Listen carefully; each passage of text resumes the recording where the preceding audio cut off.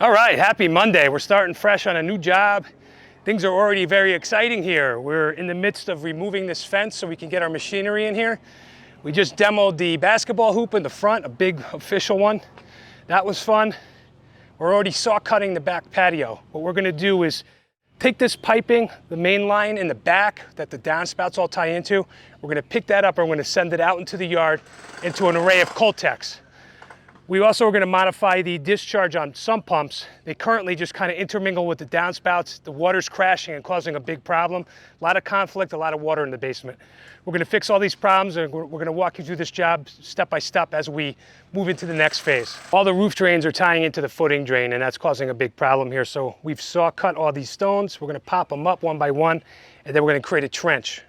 Right here is a downspout drain. We're going to connect that, separate it from the sump pumps, which discharge from the house here, send everything out in our new trench separate.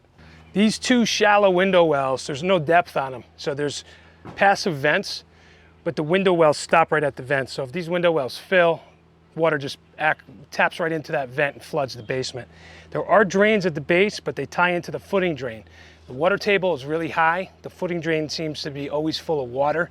So during a heavy rain event, footing drain fills, and then any water being introduced from these window wells completely stifles and crashes against the water in the footing drain.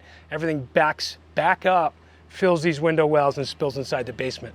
We're going to disconnect these window wells and fill them entirely and do away with them. They're non-functional, they don't help, and we're going to get some venting into the crawl space in other ways. We're going to use a fan in a can, a little bit of technology, and just do away with these because they're not helping the situation. So this is our white flagging for call before you dig.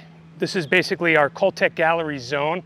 We're going to find a nice happy home for 8 Coltechs right here where I'm standing.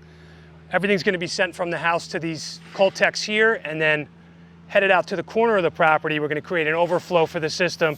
That's going to be a small 4-inch pipe, ends at a pop-up emitter, which just passively floats up and weeps and lets water out. That overflow probably won't be active much, if at all, but it's good to have on the system so there's a way out during torrential rain.